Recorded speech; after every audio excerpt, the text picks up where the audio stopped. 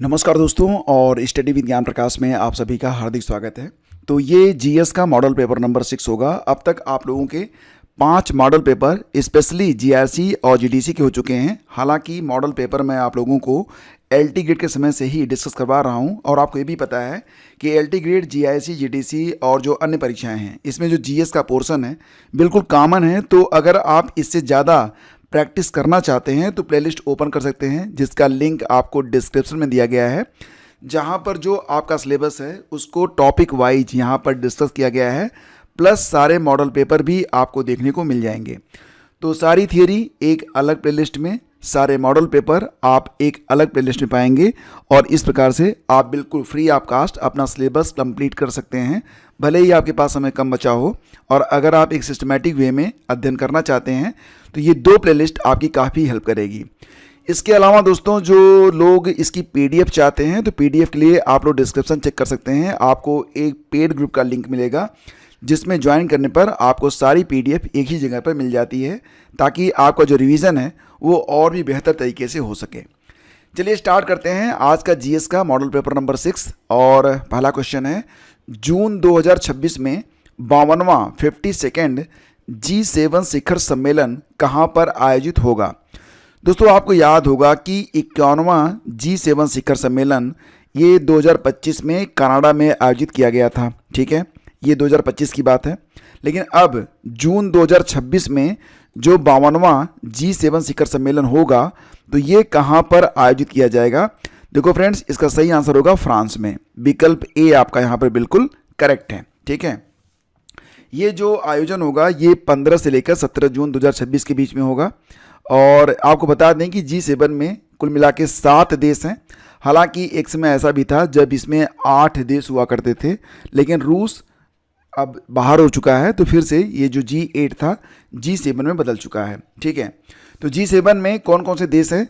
France है, United state यानी कि अमेरिका है, यूके यानी कि यूनाइटेड किंगडम है, जर्मनी, जापान, इटली और कनाडा। ये 7 देश हैं G7 में।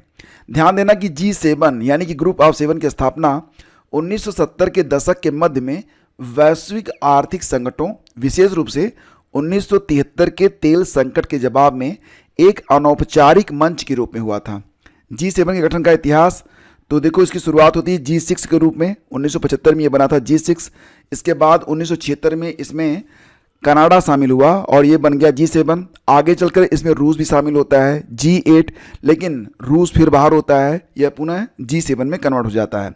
वर्तमान में इसके G7 यानी कि 7 देश मेंबर हैं। ठीक है, आगे बढ़ते हैं। अगला क्वेश्चन है कि अर्थ आवर डे 2026 कब मनाया गया। इंपॉर्टेंट क्वेश्चन है। अर्थ आवर डे देखो फ्रेंड्स, ये मनाया जाता है प्रतिवर्ष मार्च के अंतिम शनिवार को, जो कि 2026 में कब आया था तो 28 मार्च को आया था। इसका ऑप्शन डी बिल्कुल करेक्ट है। ठीक है, तो देखो क्या हुआ कि 28 मार्च को रात 8:30 बजे से लेकर 9:30 बजे के बीच 1 घंटे तक जो भी मतलब जहाँ पर भी इलेक्ट्रिक सप्लाई जो लग रहा था कि इसको बंद करने से कोई खास नुकसान नहीं होगा, उसको बंद कर दिया गया था। तो अर्थ आवर क्या है? एक वैश्विक पहल है जिसका आयोजन WWF यानी कि वर्ल्ड वाइल्ड लाइफ फंड के द्वारा किया जाता है, जो व्यक्तियों, सरकारों और संस्थानों से जलवायु परिवर्तन तथा पर्यावरण संरक्षण के प्रति जागरूकता बढ़ाने के लिए 1 घंटे के लिए गैर आवश्यक लाइटें बंद करने का आह्वान करती है। देखो फ्रेंड्स, क्या होता है ना कि जो बिजली होती है जब उसका प्रोडक्शन होता है तो आपको पता है कि बहुत सारे फॉसिल्स, जीवाश्म ईंधन का दहन होता है। तो अगर इनका कंजम्पशन कम हो जाए तो दहन कम होगा, directly proportional to reduction of pollution. ठीक है, इसीलिए 1 घंटे तक बिजली को बंद रखा जाता है। और इस वर्ष की थीम है give an hour for earth. Okay, give an hour for earth, धरती को 1 घंटा दीजिए। इसकी शुरुआत वर्ष 2007 में ऑस्ट्रेलिया के सिडनी में एक प्रतीकात्मक लाइट्स ऑफ आंदोलन के रूप में हुई थी और तब से यह विश्व के सबसे बड़े जन आधारित पर्यावरण अभियानों में से एक बन गया है। ओके, अगला क्वेश्चन देखते हैं। लामित्य नामक जो एक्सरसाइज होता है दोस्तों, तो यहाँ पर प्रश्न ये है कि लामित्य 2026 ये 11वां संस्करण था। तो ये जो आयोजन है मिलिट्री एक्सरसाइज, ये भारत और कौन से देश मिलकर करते हैं। तो देखो फ्रेंड्स, याद रखिएगा कि लामित्य नामक जो मिलिट्री एक्सरसाइज है ये भारत और सेशल के बीच में होता है। ऑप्शन सी आपका करेक्ट है, भारत और सेशल्स। ठीक है, तो इस बार यानी कि 2026 में इसका जो आयोजन हुआ कहाँ पर हुआ था, सेशल्स में हुआ था। और अब 2027 में ये जो आपका लामित्य नामक एक्सरसाइज है इसका आयोजन भारत में किया जाएगा। ओके, तो भारत की ओर से इस एक्सरसाइज में असम रेजिमेंट और INS त्रिकंद शामिल हुए थे। अगला क्वेश्चन है 98th अकादमी पुरस्कारों में बेस्ट फिल्म का पुरस्कार किसे प्रदान किया गया। देखो फ्रेंड्स, बात यहाँ पर हो रही है ऑस्कर पुरस्कारों के बारे में। ठीक है, तो ये 98वां ऑस्कर अवार्ड है जो कि 2026 में प्रदान किया गया है और इसमें जो बेस्ट फिल्म चुनी गई है उसका नाम है वन बैटल आफ्टर अनदर। ठीक है, विकल्प ए आपका बिल्कुल सही है।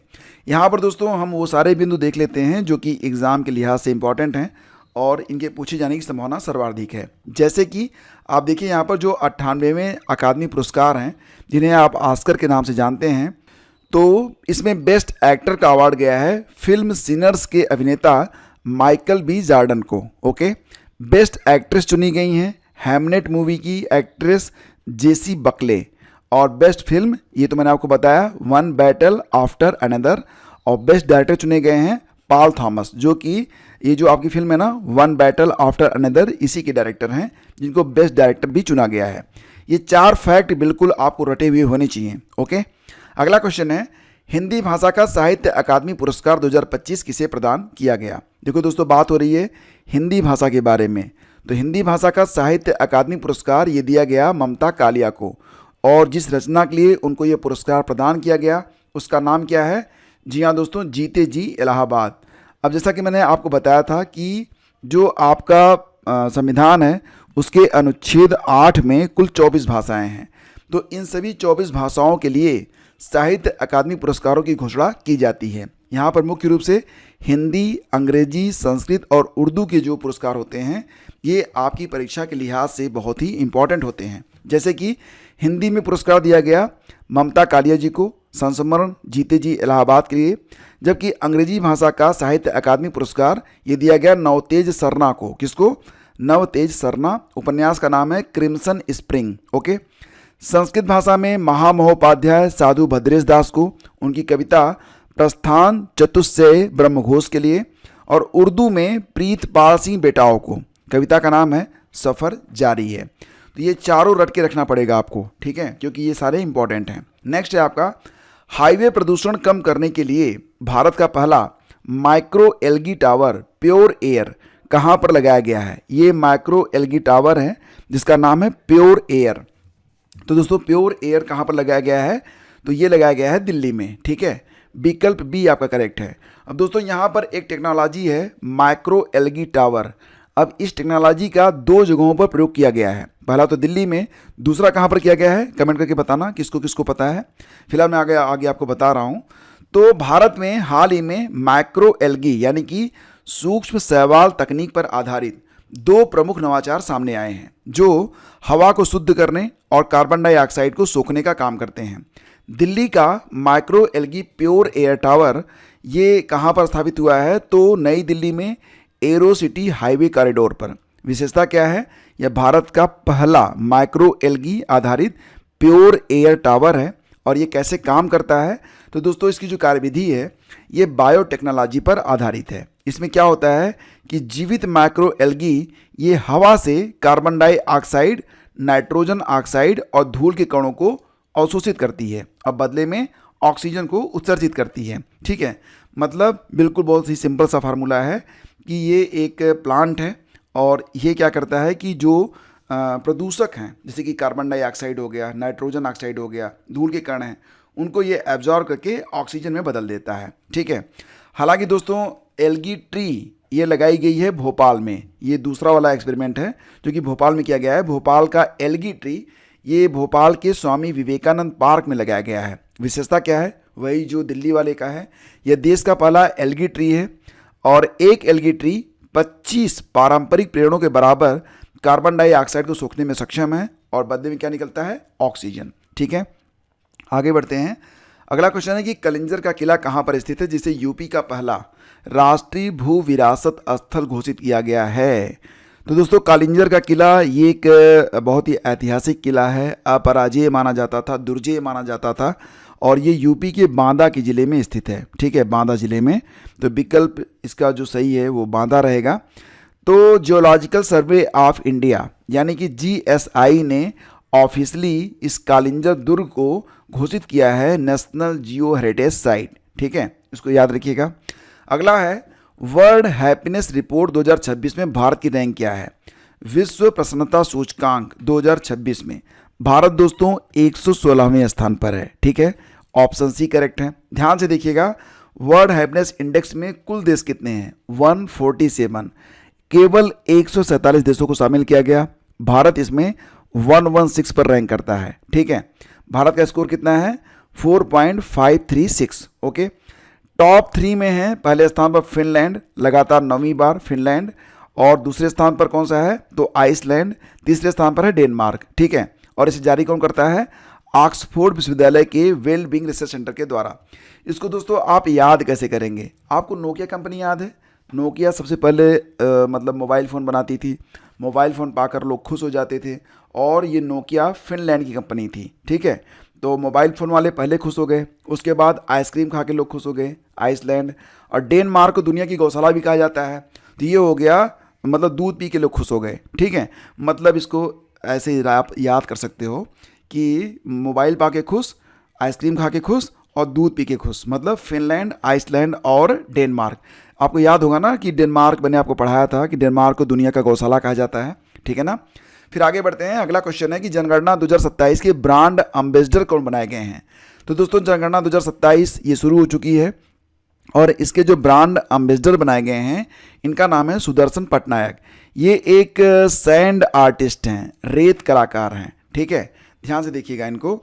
16वीं राष्ट्रीय जनगणना 2027 के लिए प्रसिद्ध अंतर्राष्ट्रीय रेत कलाकार सुदर्शन पटनायक को ब्रांड एम्बेसडर नियुक्त किया गया है। वे अपनी कला के माध्यम से जनगणना के महत्व के बारे में जागरूकता फैलाएंगे और देश भर में लोगों को इसमें भाग लेने के लिए प्रेरित करेंगे। ठीक है, अगला क्वेश्चन है विश्व आर्द्रभूमि दिवस कब मनाया गया। देखो फ्रेंड्स, जैसा कि आप जानते हैं वर्ल्ड वेटलैंड डे ये प्रतिवर्ष होता है 2 फरवरी को, तो विकल्प बी करेक्ट है। अब यहाँ पर हम बात करते हैं वर्ल्ड वेटलैंड डे के हिस्ट्री, इतिहास के बारे में। तो दोस्तों शुरू करेंगे रामसर कन्वेंशन से। तो जैसा कि आप जानते हैं कि दुनिया में जितने भी वेटलैंड्स हैं उनके कंजर्वेशन के लिए 2 फरवरी 1971 में ईरान के रामसर शहर में एक कन्वेंशन हुआ था, और इसमें जो निर्णय लिए गए वो 1975 से लागू किए गए। भारत ने इस कन्वेंशन पर 1 फरवरी 1982 को साइन किया था, लेकिन कन्वेंशन हुआ कब था, 2 फरवरी को। इसीलिए 2 फरवरी को विश्व आर्द्रभूमि दिवस के रूप में मनाया जाता है। वैसे भी दोस्तों मैं आपको एक बात और बता दूं कि वर्तमान समय में, यानी कि अगर अप्रैल 2026 तक अपडेट करके देखें तो भारत में जो रामसर साइट्स हैं उनकी संख्या बढ़ के 99 हो गई है। फरवरी में ये 98 थी, लेकिन अब ये 99 है, इसको रट के रखिएगा। और इस साल असोला भट्टी वन्यजीव अभयारण्य में अंतर्राष्ट्रीय आर्द्रभूमि दिवस को मनाया गया, और इस साल की थीम क्या रही, वेटलैंड्स एंड ट्रेडिशनल नॉलेज। बस इतना ही याद रखिएगा, wetlands and traditional knowledge celebrating cultural heritage. तो वेटलैंड्स एंड ट्रेडिशनल नॉलेज ये इस वर्ष की थीम है। ठीक है, अगला क्वेश्चन है विश्व कैंसर दिवस 2026 की थीम क्या है। देखो फ्रेंड्स, विश्व कैंसर दिवस 2026, जैसा कि आप जानते हैं विश्व कैंसर दिवस कब मनाते हैं प्रतिवर्ष, तो 4 फरवरी को मनाते हैं। ठीक है, तो यहाँ पर देखिए विश्व कैंसर दिवस की थीम क्या है, यूनाइटेड बाई यूनिक, यानी कि विकल्प ए आपका करेक्ट है। ठीक है, तो और एक बात और भी कि 4 फरवरी को मनाते हैं विश्व कैंसर दिवस, और 4 फरवरी को ही मनाया जाता है सर्वोच्च न्यायालय का स्थापना दिवस। अब आपके मन में एक सवाल आ रहा होगा कि सर्वोच्च न्यायालय की स्थापना तो 4 फरवरी को नहीं हुई थी, बल्कि 28 जनवरी 1950 को हुई थी। आप बिल्कुल सही हैं, लेकिन 2023 से 4 फरवरी को ही सर्वोच्च न्यायालय का स्थापना दिवस मनाया जाता है। और इसी प्रकार से 10 फरवरी को मनाते हैं विश्व दलहन दिवस। ठीक है, पहली बार इसे 2019 में मनाया गया था, और अब 2026 में इसकी थीम है pulses of the world from modesty to excellence. तो विश्व दलहन दिवस कब मनाते हैं, 10 फरवरी को मनाते हैं। अब अगला जो क्वेश्चन है इसको देखिए, यहाँ पर आपको ये बताना है कि कौन सा एक ऐसा विकल्प है जो कि सुमेलित नहीं है। जैसे कि विश्व यूनानी दिवस ये मनाते हैं 11 फरवरी को, तो दोस्तों ये विकल्प आपका बिल्कुल करेक्टली मैच्ड है। विश्व रेडियो दिवस मनाते हैं 13 फरवरी को, ये विकल्प भी आपका करेक्ट है। राष्ट्रीय महिला दिवस ये सरोजिनी नायडू की जन्मतिथि को यानी कि जयंती पर 13 फरवरी को मनाया जाता है, जो कि बिल्कुल सही मैच है। तो इसका मतलब डी गलत होगा। विश्व सामाजिक न्याय दिवस 21 फरवरी नहीं होना चाहिए, बल्कि ये 20 फरवरी अगर होता तो ये सही होता। अच्छा, एग्ज़ाम ये भी पूछ सकता है कि विश्व सामाजिक न्याय दिवस की थीम क्या है, तो क्या बताएंगे आप? तो थीम रहेगी renewed commitment to social development and social justice. ये थीम है। हालांकि पूछे जाने की संभावना बहुत कम है, लेकिन इतना तो पता होना चाहिए कि विश्व सामाजिक न्याय दिवस ये 20 फरवरी को होता है। ठीक है ना। आगे बढ़ते हैं। इसी प्रकार से राष्ट्रीय विज्ञान दिवस ये होता है 28 फरवरी को, और इस वर्ष 2026 की थीम क्या लगाई गई है? Empowering Indian youth for global leadership in science and innovation for विकसित भारत। ओके, अगला क्वेश्चन देखते हैं। 79th बाफ्टा अवार्ड 2026 में बेस्ट फिल्म कौन सी चुनी गई? देखो फ्रेंड्स, जो बाफ्टा अवार्ड है और जो ऑस्कर अवार्ड है, दोनों में बहुत अधिक समानता है।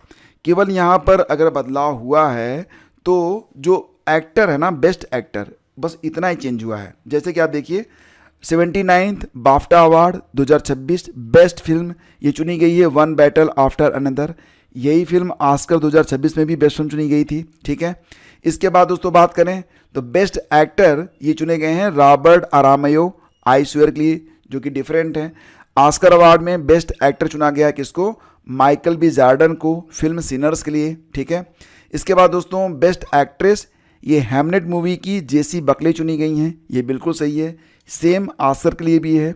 Best director one Battle After another के डायरेक्टर पॉल थॉमस चुने गए हैं, ये भी करेक्ट है। Best children and family film चुनी गई है बूम, इसकी स्पेलिंग है BOONG, बूम। ये मणिपुर पर आधारित मूवी है। ये बेस्ट चिल्ड्रन और फैमिली फिल्म चुनी गई है किसमें? बाफ्टा अवार्ड के अंतर्गत। ठीक है। और ऑस्कर अवार्ड अभी भी उन्हें हमने पढ़ा ही था, एक बार रिवाइज करवा देता हूँ। 98वें अकादमी पुरस्कार 2026, best actor Michael B Jordan, film Sinners. Best actress Jessie Buckley, Hamlet. Best film One Battle After Another and best director is Paul Thomas. Okay दोस्तों, बात करते हैं WPL 2026 के बारे में, यानी कि वोमेंस प्रीमियर लीग 2026। ये चौथा एडिशन था 2026 में।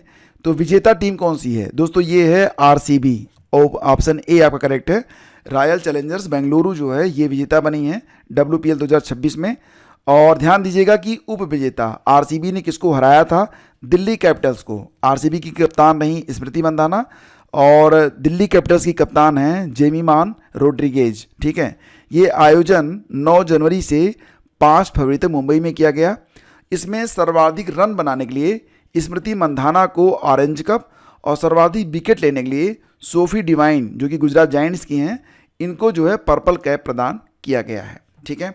देखो फ्रेंड्स, ये जो लेक्चर आपका चल रहा है ना, इसमें जनवरी, फरवरी और मार्च के कुछ ऐसे सुपर हिट क्वेश्चन लिए गए हैं जो कि मोस्ट प्रोबेबल हैं कि एग्जाम में पूछे जाएंगे। तो ये लेक्चर एटलीस्ट 2 टाइम 3 टाइम आप देख लीजिएगा और एग्जाम में इसका फर्क आपको देखने को मिलेगा। ठीक है। अगला क्वेश्चन है ICC under 19 men's cricket world cup का विजेता कौन बना है? ICC under 19 men's cricket world cup का विजेता दोस्तों कौन बना है? तो भारत, ऑप्शन ए करेक्ट है। भारत ने किसको हराया था? इंग्लैंड को हराया था, ये भी आपको पता होगा। और ये जो आयोजन हुआ था ये नामीबिया में हुआ था। ठीक है। 15 जनवरी से लेकर 6 फरवरी 2026 तक। तो भारत के कप्तान कौन थे? आयुष म्हात्रे थे। उप विजेता बना था इंग्लैंड। और player of the match and series दोनों चुने गए थे वैभव सूर्यवंशी। इन्होंने 80 बॉल में 175 रन बनाए थे। ओके। अगला क्वेश्चन है ऑस्ट्रेलियन ओपन 2026 के पुरुष एकल के विजेता कौन बने हैं? देखो फ्रेंड्स, ऑस्ट्रेलियन ओपन 2026 पुरुष एकल के विजेता बने हैं कार्लोस अल्काराज। ठीक है। ये कहाँ के हैं? तो याद रखिएगा स्पेन के हैं। आजकल एग्जाम में इस प्रकार के प्रश्न पूछे जा रहे हैं। तो विकल्प ए आपका करेक्ट है। इन्होंने सर्बिया के नोवाक जोकोविच को हराया था। ठीक है। इसी प्रकार से रट के रखिएगा कि ऑस्ट्रेलियन ओपन महिला एकल की विजेता बनी है एलेना रायबकीना। क्या नाम है? एलेना रायबकीना। ये कहाँ से हैं? कजाकिस्तान से हैं। किसको हराया था? आरना सबालेंका, बेलारूस को। ठीक है ना? ये सारे पॉइंट बिल्कुल रट के रखिएगा दोस्तों। ठीक है, अगला क्वेश्चन है भ्रष्टाचार धारणा सूचकांक 2026 में भारत की रैंक क्या है? तो बात हो रही है यहाँ पर करप्शन परसेप्शन इंडेक्स 2026 के बारे में। भारत दोस्तों इस करप्शन परसेप्शन इंडेक्स में जो भारत की रैंक है वो कौन सी है? 91 है, यानी कि विकल्प सी आपका बिल्कुल करेक्ट है। कुल 182 देशों पर यह रैंक जारी की गई है ट्रांसपेरेंसी इंटरनेशनल के द्वारा। तो जारी कौन करता है? Transparency international. इसमें टॉप पर डेनमार्क है, माना जाता है कि डेनमार्क में बिल्कुल भी भ्रष्टाचार नहीं है।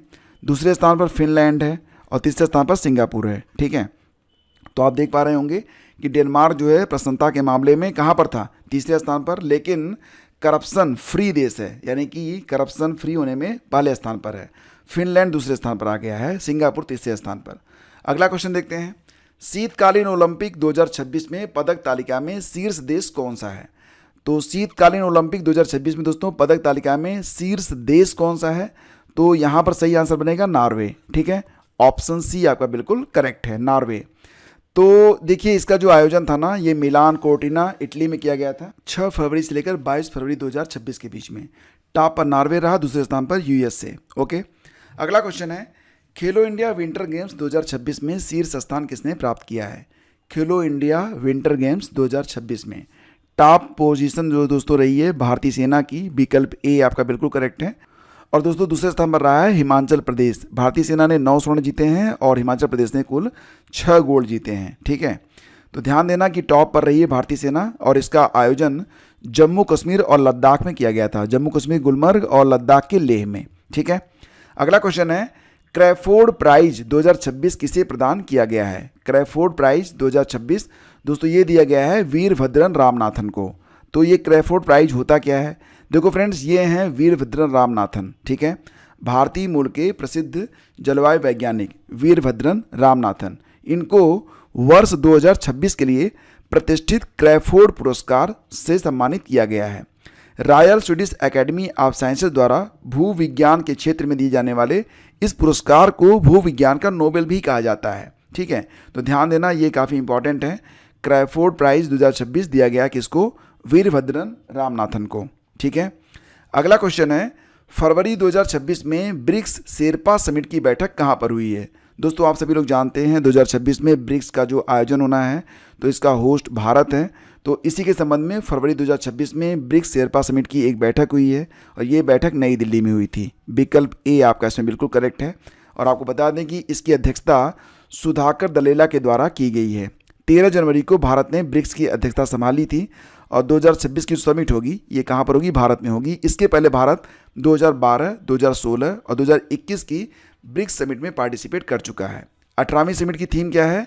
Building for resilience, innovation, cooperation and sustainability. Okay, अगला क्वेश्चन है वर्ष 2025-26 में भारत का सर्वाधिक ऊन उत्पादक राज्य कौन सा बना है? तो 2025-26 में भारत में सबसे अधिक ऊन का उत्पादन कहाँ पर किया गया है? तो राजस्थान में। विकल्प ए आपका बिल्कुल करेक्ट है। ठीक है, दूसरे स्थान पर कौन है? दोस्तों ऊन उत्पादन में दूसरे स्थान पर जम्मू कश्मीर है और तीसरे स्थान पर गुजरात है। ये भी आप रट के रखिएगा। ठीक है, तो अब आगे बढ़ते हैं। अगला क्वेश्चन है राष्ट्रपति भवन में एडविन लुटियंस की प्रतिमा हटाकर उनकी जगह किसकी प्रतिमा लगाई गई है? तो राष्ट्रपति भवन में दोस्तों एडविन लुटियंस की प्रतिमा को हटा दिया गया है और उनकी जगह सी राजगोपालाचारी जी की प्रतिमा को स्थापित किया गया है। जैसा कि तस्वीर में आप देख सकते हैं ये एडविन लुटियंस हैं, इनकी प्रतिमा को हटाया गया है और इनकी जगह अब सी राजगोपालाचारी को स्थापित कर दिया गया है। तो दोस्तों आज़ाद भारत के पहले गवर्नर जनरल सी राजगोपालाचारी को राजा जी भी कहा जाता है। अब राष्ट्रपति भवन में लुटियंस की जगह सी राजगोपालाचारी की प्रतिमा लगाई जाएगी। अगला क्वेश्चन है भारत में नवीकरणीय ऊर्जा में शीर्ष योगदान देने वाला राज्य कौन सा है? मतलब रिन्यूएबल एनर्जी के मामले में टॉप स्टेट कौन सा है? राजस्थान, गुजरात या उत्तर प्रदेश या फिर हिमाचल प्रदेश? सही आंसर होगा गुजरात। तो दिसंबर 2025 के नवीनतम आधिकारिक आंकड़ों के अनुसार गुजरात भारत की कुल नवीकरणीय ऊर्जा क्षमता में सबसे बड़ा योगदान देने वाला शीर्ष राज्य बन गया है। इसकी स्थापित क्षमता कितनी है? 42.58 गीगावाट, यानी कि राष्ट्रीय जो उत्पादन होता है उसका 16.50%। और सौर ऊर्जा में टॉप पर राजस्थान है। ठीक है, इसको आप याद रखेंगे। अगला क्वेश्चन है, निम्नलिखित में गलत कथन को पहचानिए। तो देखिए यहाँ पर BBC Indian sports women of the year ये पुरस्कार गया है स्मृति मंधाना को, बिल्कुल सही है। BBC Indian para sport women of the year चुनी गई हैं प्रीति पाल। पेरिस ओलंपिक में इन्होंने 2 कांस्य जो है जीते थे, ये भी करेक्ट है। इमर्जिंग प्लेयर का अवार्ड गया है दिव्या देशमुख को शतरंज के लिए, ये भी सही है। यानी कि सभी विकल्प इसमें करेक्ट हैं। उत्तर बनेगा ऑप्शन डी। ठीक है, अगला क्वेश्चन है, शाहपुर कंडी डैम किस नदी पर बनने जा रहा बांध है? शाहपुर कंडी डैम दोस्तों ये बनेगा किस नदी पर? रावी नदी, चेनाब, सिंधु या गोदावरी पर? सही आंसर होगा रावी नदी पर। विकल्प ए आपका बिल्कुल करेक्ट है। और ये जो है पठानकोट, पंजाब, जम्मू कश्मीर का जो एरिया है, रावी नदी यहीं पर होकर बहती है। और इसका जो उत्पादन क्षमता होगा ये 205 मेगावाट जल विद्युत उत्पादन होगा। ठीक है, भारतीय रेलवे का पहला ह्यूमनॉइड रोबोट जिसका नाम दोस्तों ASC अर्जुन है, ASC अर्जुन। तो प्रश्न ये है कि ASC अर्जुन को किस रेलवे स्टेशन पर तैनात किया गया है? तो रट के रखिएगा, इसे विशाखापत्तनम में स्थापित किया गया है, विशाखापत्तनम रेलवे स्टेशन पर। ऑप्शन सी करेक्ट है। ये तस्वीर आप यहाँ पर देख सकते हैं, ये है ASC अर्जुन। शानदार लग रहा है ना? जो लोग कॉमिक्स वगैरह पढ़ते होंगे ये उनको इंस्पेक्टर स्टील का दिख रहा होगा। तो ये जो है स्थापित किया गया कहाँ पर? विशाखापत्तनम में। अगला क्वेश्चन है, गोल्डन ग्लोब अवार्ड 2026 ये 83वां संस्करण था 2026 में। तो इसका आयोजन कैलिफोर्निया में किया गया। ठीक, अब प्रश्न ये है कि इसमें गोल्डन ग्लोब अवार्ड 2026 का बेस्ट फिल्म का पुरस्कार किसे प्रदान किया गया? देखो फ्रेंड्स, यहाँ पर गोल्डन ग्लोब अवार्ड आ गया। ठीक है, और इसमें जो बेस्ट फिल्म है ये 2 कैटेगरी में चुनी गई है, बेस्ट फिल्म ड्रामा और बेस्ट फिल्म म्यूजिकल। तो देखो फ्रेंड्स, ये जो बेस्ट फिल्म ड्रामा का अवार्ड गया ये हैमलेट को गया, और बेस्ट फिल्म म्यूजिकल का अवार्ड गया है वन बैटल आफ्टर अनदर को। बेस्ट डायरेक्टर चुने गए हैं Paul Thomas. Best male actor Wagner Maurya चुने गए हैं द सीक्रेट एजेंट मूवी के लिए। बेस्ट फीमेल एक्टर का अवार्ड गया है हैमलेट मूवी की एक्ट्रेस जेसी बकले को। ठीक है, अगला क्वेश्चन है, विश्व स्वास्थ्य संगठन के ग्लोबल टीबी रिपोर्ट 2025 के अनुसार भारत में 2015 से 2024 के बीच टीबी के कारण मौतों में कुल कितनी कमी हुई है, कितने प्रतिशत की कमी हुई है? तो देखिए यहाँ पर WHO का जो एक रिपोर्ट आया है ग्लोबल टीबी रिपोर्ट 2025, इसके अनुसार भारत में 2015 से लेकर 2024 10 सालों के बीच टीबी के कारण मौतों में कुल 25% की कमी दर्ज की गई है। तो ऑप्शन सी इसका बिल्कुल करेक्ट है। विश्व स्वास्थ्य संगठन यानी कि WHO की ग्लोबल टीबी रिपोर्ट 2025 के अनुसार भारत में वर्ष 2015 से 2024 के बीच टीबी के कारण होने वाली मौतों में कुल 25% से 28% की कमी दर्ज की गई है। और इसी अवधि 2015 से 2024 के दौरान टीबी के नए मामलों में 21% की कमी भी आई है। ओके, और ये देखिए आपका अंतिम प्रश्न है कि क्लाइमेट चेंज परफॉर्मेंस इंडेक्स 2026 में भारत की रैंक क्या है? तो क्लाइमेट चेंज परफॉर्मेंस इंडेक्स 2026 में दोस्तों भारत की रैंक 23वें स्थान पर है भारत। ऑप्शन सी इसका बिल्कुल करेक्ट है। 2025 में भारत की रैंक 10 थी, यानी कि इस साल रैंक और नीचे गई है। इसे जारी करता है German watch, new climate institute, climate action network. ठीक है, इसके पहले 1, 2, 3 जो स्थान हैं ये रिक्त रखे जाते हैं। चौथे स्थान पर डेनमार्क है, 5वें स्थान पर यूके, छठे स्थान पर मोरक्को है, और 67वां स्थान लास्ट में दिया गया है सऊदी अरब को। ठीक है, तो फ्रेंड्स ये थे आज के 30 प्रश्न। अब आपके लिए एक प्रश्न होगा जिसका उत्तर आपको कमेंट बॉक्स में लिखना है। बताइए कि संयुक्त राष्ट्र जलवायु परिवर्तन सम्मेलन COP30 कहाँ पर आयोजित किया गया था? जापान, ब्राज़ील, USA या फिर यूके में? तो फटाफट दोस्तों इसका आंसर दीजिए। और अगर आप इसकी PDF चाहते हैं तो पेड ग्रुप आपको ज्वाइन करना पड़ेगा। पेड ग्रुप का लिंक आपको डिस्क्रिप्शन में दिया गया है, या फिर आप 9452252260 पर आप हमें मैसेज कर सकते हैं। और यहाँ पर क्लिक करके आप टेलीग्राम चैनल को ज्वाइन कर सकते हैं। फेसबुक पर भी आपका एक ग्रुप है, सर्च करिएगा स्टडी विद ज्ञान प्रकाश और आप ज्वाइन कर सकते हैं। धन्यवाद।